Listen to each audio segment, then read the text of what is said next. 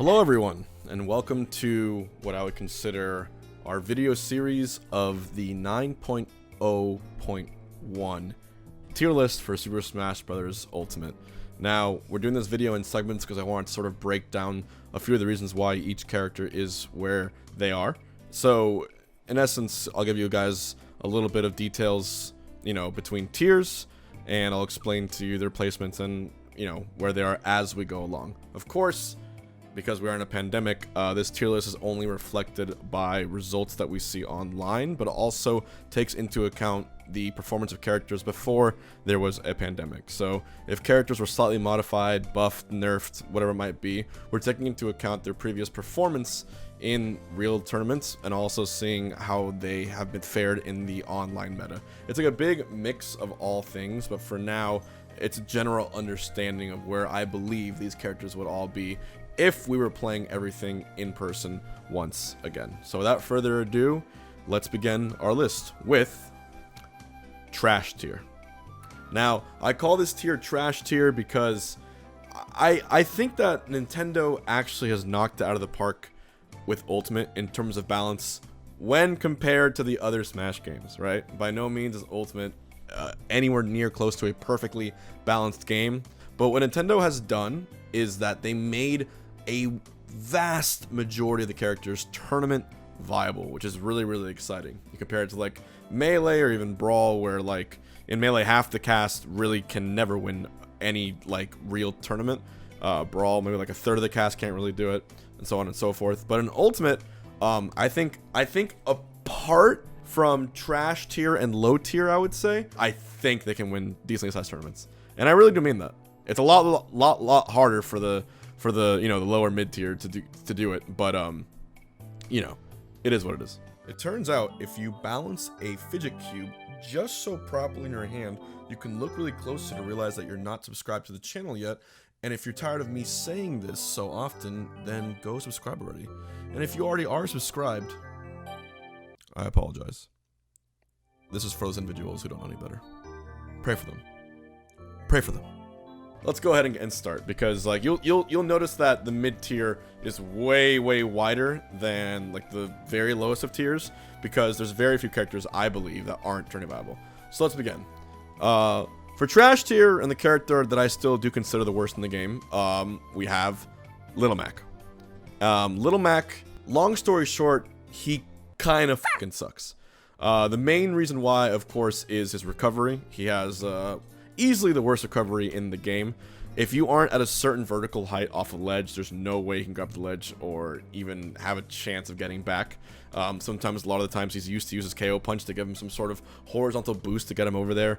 Maybe if he's smart, he can save an air dodge, save a jump, save a side B. You have to be a smart Little Mac to get back. Of course, the up B has a lot of priority, and once he's already in that action, he's almost definitely gonna get back to the ledge. But you have to get yourself first, and any advanced player, any nuanced player can really take advantage of that.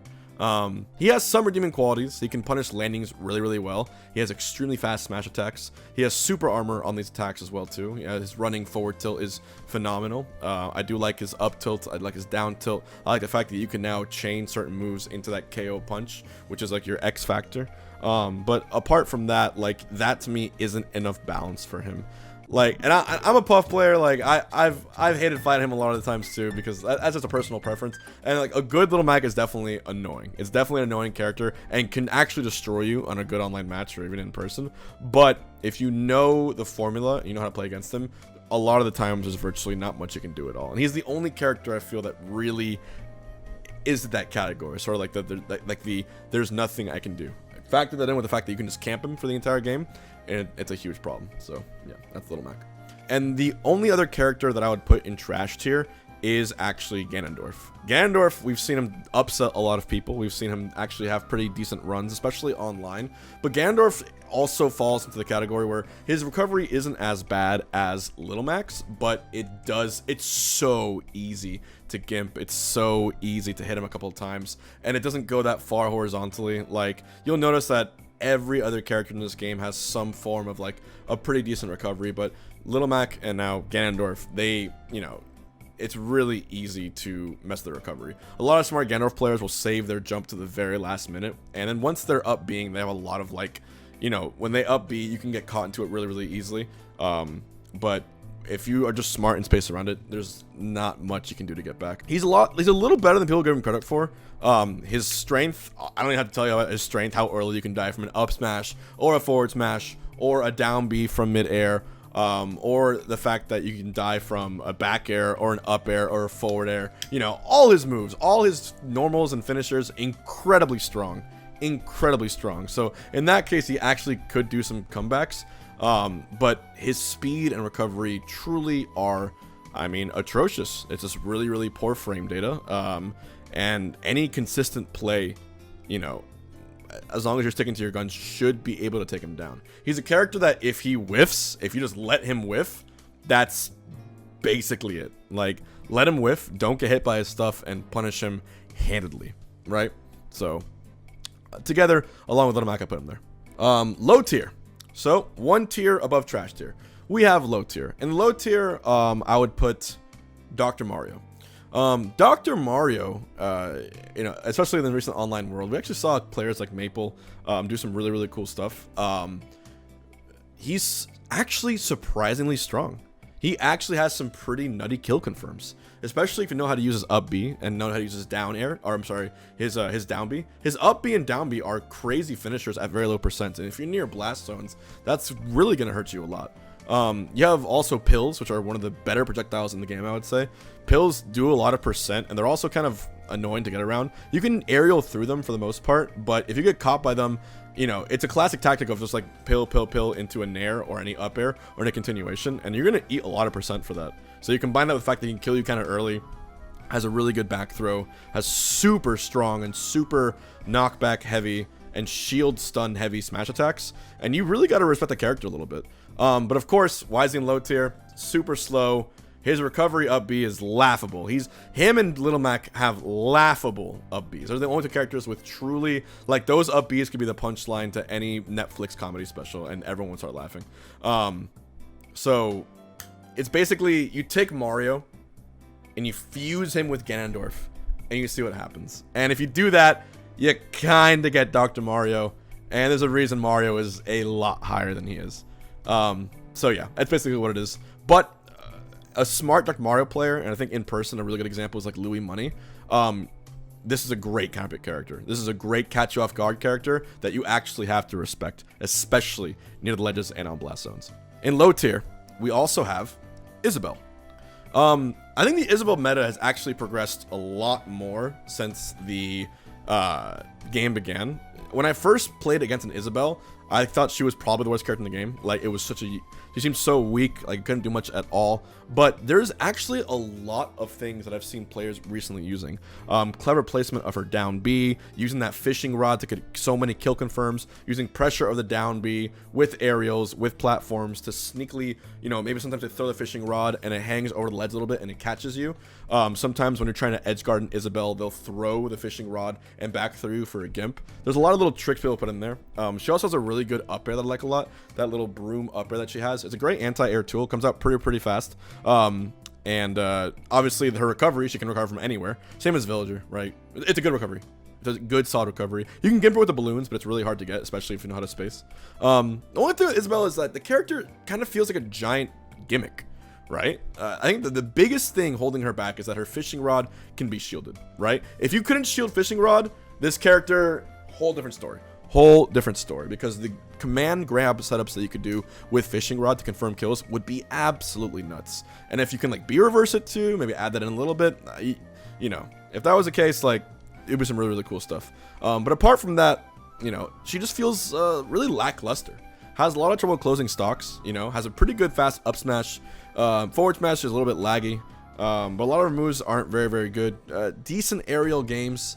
And again, I think the entire meta does revolve around placing the grounded Lloyd Rocket, the down B, and of course the fishing rod. So if you're smart at doing that, you're probably gonna have success with her. But otherwise, I don't know. It leaves some things, you know, being wanted, right? Rounding out low tier. Also in low tier, I'm gonna put Incineroar, the big cat. You can play Orange Incineroar. I call him Garfield. If you play Black Incineroar, I call him Brisket, like my cat. He got some buffs. He definitely did. He has some cool strategies. There's just one thing really holding him back. There's one thing really holding him back, and I don't have to go into a full, like, you know, diatribe with someone about this, full discussion. He's just too slow. He's just too slow. He's clunky when he runs around. He can't get to the opponents in time when they have, you know, whiffs. But when he himself whiffs and misses moves, he's a sitting duck. You know what I mean? He's definitely a character that you don't want to, like, get too aggro with either. I think Incineroar is actually a great whiff punish character, especially, like, with his nair out of shield, his up air options, his tilt to catch you off guard. He has a really, really strong forward tilt, really strong forward smash, really strong moves anywhere. Like, I don't need to justify his strength and what he does. It's just, like, he's like a slightly better Ganondorf in some ways, where if you just punish the whiffs, you're going to be fine. The really, you know, big thing he does have going for him is the Alolan Whip. That command grab confirms him kills so many times. He can use it as a recovery tool, but also if he's on the ledge and you're facing him trying to edge guard him, he can mix that up, grab you, and then he's punching you, and you're gonna go flying the exact opposite way. And even with good DI, you can die pretty early, especially as a Puff player.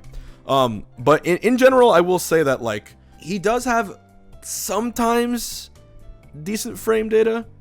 It's like some of his moves do, but a lot of his moves don't. I just wish they would buff his speed in general, right? And his recovery kind of sucks too. His recovery, like, yeah, it has a really high vertical reach. If you're under the ledge, you're fine. You're getting back, obviously, right? But, you know, if you can sort of call him out in that and wait till he's far enough from the stage where he has to use his side B to get back, it's really easy to gimp, you know? And if he has to up B from high on the stage, if he lands on the stage with his meteor, his up B, like, the one that goes diagonally down and crashes into the floor, you have so much time to punish anything he does. So much time. So they probably got to buff him one more two times to make him actually viable. But yeah, that rounds out the low tier and trash tier. These are the 5 characters, again, that I really do think, until they get buffed again, I don't think they can ever win a big tournament. Little Mac, Ganondorf, Dr. Mario, Isabelle, Incineroar. That's trash and low tier. Of course, we're going to have here the lower, mid, and mid-tier characters. So starting here, this is basically the characters that I think with enough time and practice in the current, you know, with the current buffs and or nerfs that they have, with enough dedication, I still think they could win a big tournament. So starting with lower mid, let's get into it. To start off lower mid, we're going to have Mii Gunner here. Mii Gunner has actually some pretty amazing zoning capabilities when you compare it to other characters, and actually has a decent matchup spread, like when you look from the top to the bottom. But the issue with Mii Gunner and what keeps Mii Gunner always in low mid tier is he gets shut out hard in really key matchups. Like characters you're gonna expect to fight a lot in brackets, he gets shut out pretty hard.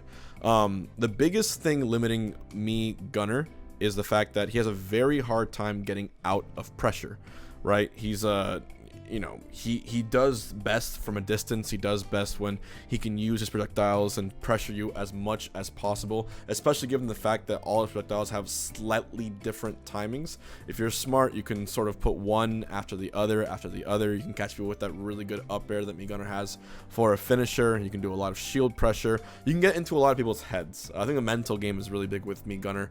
But the big thing is that Mii Gunner does lack the kill power. Unless you opt for the strong up B. The up B is an amazing finisher, and then you have one of the worst recoveries in return. So it's definitely, there's a trade-off either way. And so, you know, when you play Mii Gunner, you gotta kind of live with that and play around it. But I mean, hey, at least you can say you fucked up someone's day by playing Sans, which is very powerful. It's very powerful. Next, in lower mid, we're gonna have Mii Swordfighter. Mii Swordfighter actually, when the game first came out, started off pretty high in the meta, because the character had a weirdness to it that wasn't really expected, especially compared to the other sword characters. When you fight any of the 3 links, you have a plan in terms of how they recover. When you fight any of the Marths or the Marth clones, like, you have kind of a general idea of what a Fire Emblem character is like. But Mii Swordfighter was like the weirdo. He's like the real weirdo, the lonk, if you will, of the sword characters. People finally learned how to play against him especially around the tornado move, and they learn how to deal with him pretty hard. I think this character actually would have more potential if people started playing him again.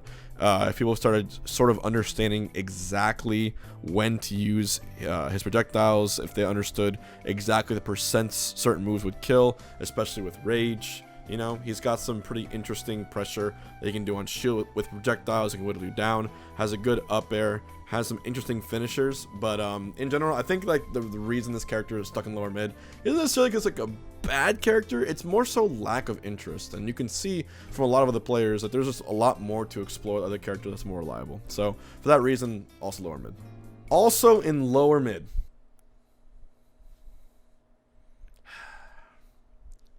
Jigglypuff. Now, I could do an entire video about this, but we are talking about the game as a whole and not just Jigglypuff, so let's get to the point. I am a Jigglypuff player. I'm a Puff main, and 99.9% of all the games I've ever played in Ultimate have been with Puff in Elite. I've also played Puff in locals, in national tournaments like CEO and Frostbite. I've played a lot of fucking Puff games. I've played every single matchup in the game with Puff, and here's my consensus. They did Puff a massive favor when they gave her drill rest. When they buffed Puff and gave her drill rest and a faster back air and a better rollout, when they gave her those buffs, it was so important. It really made her a viable character, and I mean that. To this day, I still do believe that if I put in enough hours and time and maybe get a lot of luck on my side too, because unfortunately Puff is held back by the fact that luck still is a factor, but if I do get everything right on a certain day, I think I, or whatever other proficient Puff player exists from here or Japan or wherever, could actually win a national with Jigglypuff. If you watch my streams, I talk about the character a lot, but I'll summarize it with this. The character has some really good combo ability with the advent of Dare Loops in the recent meta. You can do a lot of damage to heavies and matchups that she used to previously struggle with, like even Ike and Yoshi. In fact, every matchup, as long as you know how to utilize down air. Combined with the fact that you do have this all or nothing factor of drill to rest, which is never guaranteed, but always has a chance of killing. She has that X factor to come back. So what's holding Puff back? Puff needs a stronger rest. I'm sorry, she does. I keep getting asked in my stream, what buffs would I give to Puff to make her like high tier, to make her like really like a threat? I'm like, you make rest kill earlier, anywhere from 10 to 20% earlier.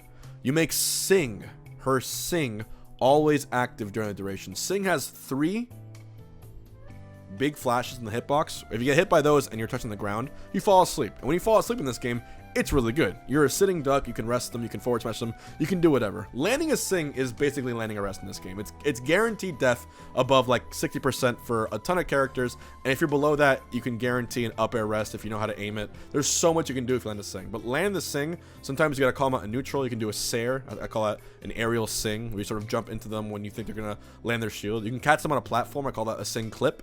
When they're on a platform sitting and they think they're safe, and you jump up as high as you can and use that forehead height of Sing to make them fall asleep.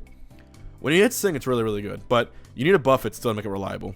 I'm not saying make Sing, you know, go through shield. That would be actually broken. And I think if you could do one more buff to Puff, I would say even a slightly faster backer still to make it really on par with the other backers in the game, because it's strong, it's a finisher, but it's just a little too slow still. So if she had those, it would be incredible. But other than that, I mean, there's strategies and tools you can use against any character in this game, any character in the cast, and really, no pun intended, to drill in combos, to really make them sweat. Combined with that, the fact that she's a great edge guarder, multiple jumps, incredible recovery. The damn problem is she dies too damn early. I don't know why Hero can kill me at, well, Hero can kill me at 0. That's a bad example. But, you know, I died from Steve's Anvil at like 58. In 9.0, that's still the same. So in this current patch, she still dies earlier to almost everything in the game than anyone else, apart from the characters that are at her, you know, weight class, obviously. And when you're in high pressure situations, like, you kind of have to go for this all or nothing kill options. You kind of have to go for it, and for that reason, I don't consider Puff any longer truly a low tier. I consider her lower mid. I can safely say she's a lower mid tier character. Alongside all these other characters on this list. And if you're crazy enough like me and you play her every single day and you've done the improvement I can do, if you're crazy enough I think Puff can do it. In the same tier, in lower mid, we have King Dedede. King Dedede is a big boy. He's a very, very big boy. We see him actually a lot in the Wi-Fi meta. But, you know, he definitely has been changed a good bit since he was at his peak in Brawl, I would say. You know, he was a low tier in Smash 4 also. He was a high tier. He went from a high tier, I think, to mid tier in Brawl. Had a lot of potential there. But in Ultimate, they kind of balanced him out to make him less of a threat, but still in certain matchups so oppressive. The recent patches to King Dedede made him like scary for a lot of reasons. Namely, I think the biggest patch, the biggest buff that Dedede got that I still haunts me to this day is his up air buff. I mean, it kills so much earlier. Like, you need to just completely get out of his way when he goes for an up air. And his fair off the side of the stage too, also very, very scary. His fair and up air being buffed are huge for him. So those are really, really scary. However, it doesn't fix the fact that he's slow. He's very slow. He's easy to beat up and pressure. He feels helpless in disadvantage. You know, for the most part, you can use Gordos to get good mix-ups, good pressure, but you can use Gordos against them. That's like the biggest thing. If Nintendo took it out and then you couldn't hit Gordos back to him, this is a character. This is a scary character. But the fact that you can use him against them just kind of feels like poor character design. Like, I'm not really too sure if that was even necessary, because I think even if you can hit Gordos back to him, like, he'd probably be a mid or mid-high tier, you know, played right, but he wouldn't be like dominating the meta either, I don't think. It just feels kind of weird. But with Dedede, you know, the really good Dededes recently, they can use like falling nair into up tilt for kills. You have great bread and butter combos, down throw fair, sometimes down throw raw back air. You have like good up throw up air confirms. You can use Gordos on the ledge. You can use Gordos with conjunction with shield pressure to find a lot of things. You can mix up and sort of be reverse where you're going to put them. Dash attack is one of those like all or nothing options that can be an X factor. For Randy forward smashes, Randy down smashes, Randy up smashes can be really good ways to get comebacks. You can dominate light characters and kill them at super early percents if you're not careful. Up B goes really, really vertically high. His recovery is actually really, really good. Plus, you can drop off the ledge and use up airs for pressure. He does have some vulnerability when he does a up B back to stage, but for the most part, it's a really safe option to get back. And the mental game with Dedede is huge. You can just really live for comedically long times, and as long as you're not the one tilting, you can do a lot of stuff. Also, really good forward tilt. People don't talk about it enough. And best crouch in the game. So, however, his disadvantage state and his ability to get pressured, and in some cases certain characters can really bully him off the ledge, keeps him in lower mid. Next up in lower mid, we have Piranha Plant.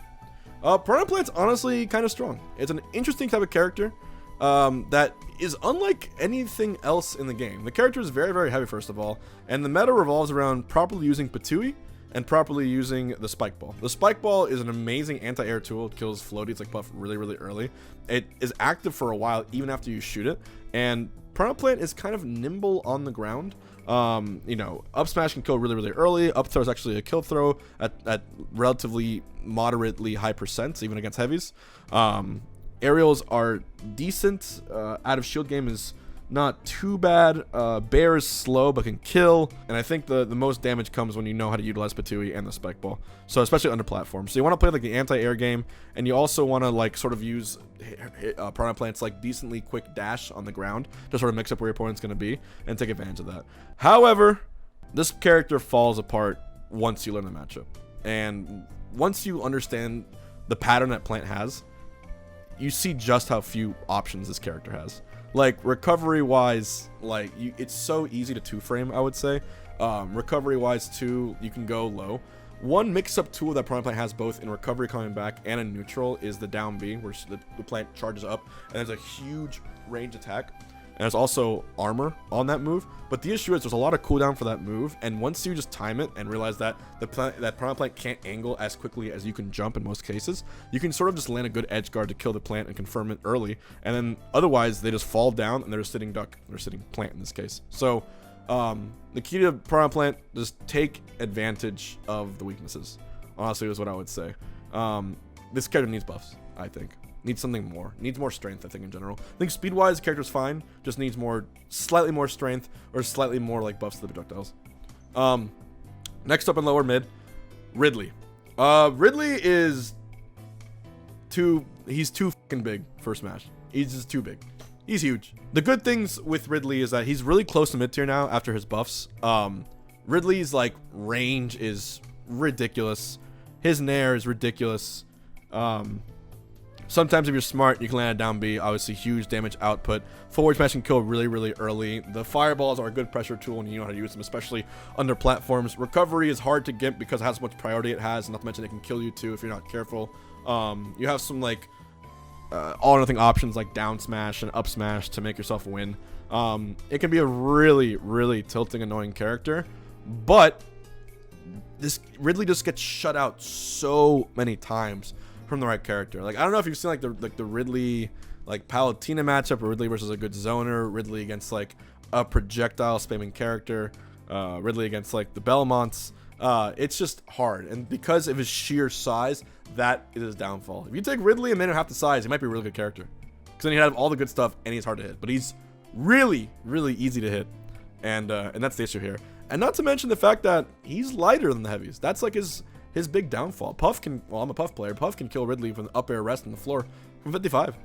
You know? So that means in general, you probably notice it whatever main you play, Ridley does die earlier than the other heavies. Like, you don't see the Ridley live to like 200% almost often at all compared to like K. Rool or Dedede or especially Bowser. But Ridley, he has that lightness to him. And if you take advantage of that properly, and the fact that he's so easy to butter up because of his size, you can see why he's stuck in low mid tier. Also in low mid, I have Robin. Robin, I feel like I don't have too much to say about Robin. I think the character sometimes feels lackluster. There's definitely potential when you see some of the better players play Robin. They know how to utilize so many of the spell books. They know how to always land and move around with the big like electric beam that the character has. I apologize because I don't know the names of Robin's moves. But Levin's sword is really, really powerful if you know how to utilize it properly, and if you're economical with the character, you can get a lot of mileage. Early kills, you have the checkmate combos that, you know, obviously that it's changed a lot since, especially since Smash 4, but you can use arc fire for pressure. Arc fire to me is still I consider one of the best projectiles in the entire game. The fact that if it touches you on your shield, you're sort of stuck there, leaving you as a sitting duck, almost to a guaranteed shield break every single time, or a kill every single time. You have Nosferatu, which can be a good tool to recover with. You can mix up very, very slightly the up B, make it ambiguous where Robin is floating down or coming up with. The fact that also that move does spike when you use it properly is another boon that Robin has. And I think that other than that, like, the flaws that Robin has are still present. The character is slow on the ground. The character is just slow in general. A lot of the moves, like Arc Fire, they have a lot of cooldown. So if you read it, Robin's a sitting duck. You can get a lot of heavy punishes on Robin. And I would say that if they buffed Robin's speed a good bit, and maybe slightly, I wouldn't say the recovery, but sort of like out of shield options, I think that would be really, really good. So I think it's not too controversial to say that Robin's still in lower mid. And obviously gets bullied by top tier, so yeah. Next up in lower mid, we have Byleth. Now, Byleth is one of the newer characters in the game, but even DLC hype couldn't give this character really a strong meta. Now, where does Byleth excel? The, you know, distance demon in a sense. If you land properly good forward smashes or aerials, you can kill really early with moderately quick aerials and not so quick smash attacks, but they have a huge range.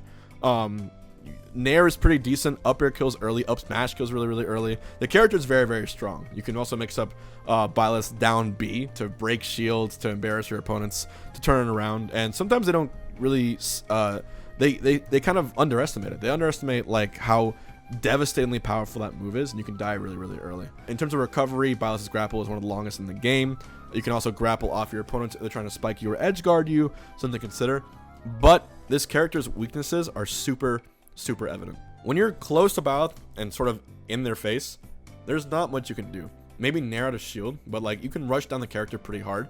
And off the ledge, as long as you just don't like get right above them where they can up B grapple you, if you're just kind of like in their face and sort of like hitting them over and over again, they're forced to air dodge, and then there's a few hits away like of getting edge guarded. So they're kind of trash off the stage. The best Byleth in the world to me is obviously MK Leo. The stuff he does with that character is phenomenal, but the reason he's so good the character is just his sheer accuracy. I don't think it speaks for the character itself, but rather in the right hands, a player's awareness. It's a fun character, but honestly, you don't see many characters gravitating to Byleth right now because I think everyone sort of figured out how to take advantage of it. So Byleth by no means is low tier, but to me, barely doesn't scrape by true mid tier because of the weaknesses that you can take advantage of. A really good Byleth like MKLeo could win a tournament still though. You just gotta have incredible accuracy, and you cannot let other characters bully you. And finally, in lower mid, I have Lucario. And the reason I have him in lower mid is because, straight up, it's simply too early to see what the buffs in 9.0 have done to him that could move him higher.